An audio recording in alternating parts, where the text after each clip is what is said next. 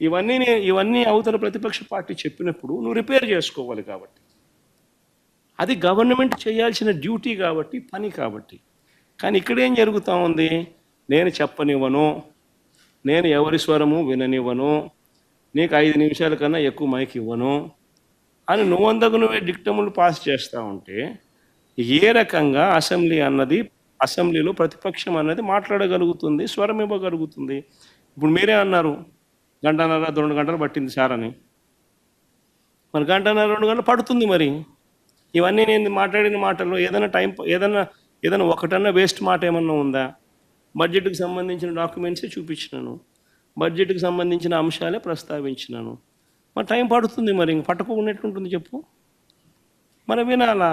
అవతలోనికి mic ఇస్తేనే కదా నువ్వు అవతలోడు చెప్పగలుగుతాడు. సార్ మీకు ప్రతిపక్ష హోదా అంశానికి సంబంధించి పవన్ కళ్యాణ్ గారు ఒక కామెంట్ చేశారు. వైఎస్ఆర్ కాంగ్రెస్ పార్టీకి వచ్చినటువంటి ఓట్ల శాతాన్ని, సీట్ల శాతాన్ని బట్టి చూస్తే జర్మనీలో అయితేనే వస్తుంది, ఇక్కడ రాదు, ఇక్కడ 5 ఏళ్ళు రావడం కష్టం అని ఒక విమర్శ చేశారు సార్. ఆ మనిషి కార్పొరేటర్కి ఎక్కువ, ఎమ్మెల్యేకి తక్కువ. జీవితకాలంలో ఇప్పుడు ఎమ్మెల్యే ఒకసారి అయినాడయ్యా. పర్మనెంట్గా ఇక్కడ ఉండిపోతామని ఒక పిచ్చి భ్రమలో చేసిన కార్యక్రమాన్ని ఎంత నష్టం కలిగించిందో రాష్ట్రానికి ఈరోజు మనం చూస్తున్నాం. పర్యాటక రంగానికే నష్టం కలిగించింది. నిధులన్నీ కూడా దారి మరలించారు. వందల సంఖ్యలో సలహాదారులను పెట్టుకున్నారు. దాదాపు 680 కోట్ల రూపాయలు సలహాదారుల పైన ఖర్చు పెట్టారు. ముఖ్యమైన సలహాదారుడికి దాదాపు 160 కోట్లు ఖర్చు పెట్టారు ఆయనకి. మరి ఇంతమందిని ఉపయోగించుకుని కనీసం జల్ జీవన్ మిషన్లో కేంద్ర ప్రభుత్వం ఇచ్చిన 14,000 కోట్ల రూపాయలు కూడా మన రాష్ట్ర ప్రజలకి మీరు ఉపయోగించుకోలేకపోయారే. ఇంతకన్నా మోసం ఏమైనా ఉంటుందా? పరిపాలన చేతకాక దద్దమ్మల్లాగా మీరు కూర్చుని మీరు కలిగించిన నష్టం ఈ రాష్ట్రానికి పూడ్చడానికి చాలా సమయం పడుతోంది. అనేక ఇబ్బందుల్లో ఉన్నాం. అర్థం కాని పరిస్థితుల్లో కూడా కష్టకాలంలో మేము ప్రజల్ని ఆదుకోవడానికి మేము ముందుకు తీసుకెళ్తున్నాం. నోరు ఉంది కదా అని నేను దాకా అన్నట్టు వర్క్ ఫ్రమ్ బెంగళూరు ఎమ్మెల్యే అయినా. జనరల్గా శాసనసభ్యులు అసెంబ్లీ అయిపోయిన తర్వాత వాళ్ళ నియోజకవర్గాలకు వెళ్ళి పనిచేసుకుంటారు, ప్రజలకి అందుబాటులో ఉంటారు. ఈయన మాత్రం శాసనసభకి రాడు, బెంగళూరుకి మాత్రం తరచుగా వెళ్ళిపోతూ ఉంటారు. ఏ విధంగా మీరు ప్రజా సమస్యలపైన మీరు నిలబడతారు చెప్పండి? ప్రజలు మీకు ఒక శాసనసభ్యుడిగా మిమ్మల్ని ఎన్నుకున్నారు కదా, దాన్ని మీరు గౌరవించాలి కదా, నిలబడాలి కదా.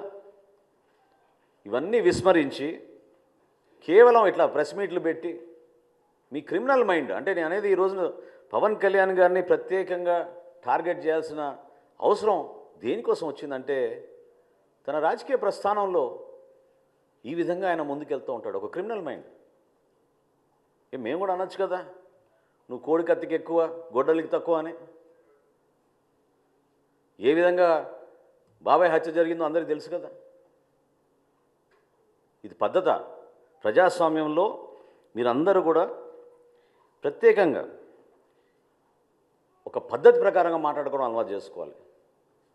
గౌరవ ముఖ్యమంత్రి గారిని, ఆయనకున్న అనుభవం, ఆయనకున్న పరిచయాలు, ఈరోజు భారతదేశంలో ఆయన కష్టపడి జాతికి అంకితం చేసిన అమరావతిని, పోలవరంని, విశాఖపట్నం స్టీల్ ప్లాంట్ని పూర్తిగా మీరు విధ్వంసం పాలు చేస్తే ఏ విధంగా కేంద్రానికి వెళ్ళి అక్కడ ఉన్న భారతీయ జనతా పార్టీ నాయకుల్ని, నరేంద్ర మోడీ గారిని, ఇతర నాయకుల్ని, ఆయన పవన్ కళ్యాణ్ గారు కలిసి రాష్ట్రాన్ని నిధులు తీసుకొస్తున్నారు. కలిసి పనిచేయాల్సిన సందర్భం కాదా ఇదని నేను అడుగుతున్నా జగన్మోహన్ రెడ్డి గారిని. మీలో ఏమైనా ఇంకిత జ్ఞానం ఉంటే రాష్ట్ర ప్రజల పక్షాన్ని నిలబడండి. అభివృద్ధి కార్యక్రమాల్లో మీరు పాలు పంచుకోండి. సంక్షేమ కార్యక్రమాలు ఎక్కడైనా పొరపాటు జరుగుతుంటే ప్రభుత్వం దృష్టికి తీసుకురండి. ఎన్నికలు ఇంకా చాలా దూరంగా ఉన్నాయి మనకి. ప్రజలు మన ఎన్నుకుంది 5 సంవత్సరాల పరిపాలన అందించమని. అంతేగాని నోరు బారేసుకుని ప్రతిసారి మాట్లాడితే మాత్రం జనసేన పార్టీ మిమ్మల్ని ఈ విధంగా మీరు చేస్తున్న ఈ కార్యక్రమాల్ని ఖచ్చితంగా ఖండిస్తాం. ఇది చాలా తప్పు. ప్రజాస్వామ్యంలో ఒక బాధ్యత గల వ్యక్తిగా, ఒక మాజీ ముఖ్యమంత్రిగా మీరు అందించాల్సిన సలహాలు సూచనలు మీరు ఇవ్వండి. వ్యక్తిగత విమర్శలకి కించపరిచే విధంగా దానివల్ల మీకు ఏదో ఓట్లు పడిపోతాయి అనుకుంటే మాత్రం నిన్నటి ఎన్నికలే మీకు దానికి నిదర్శనం.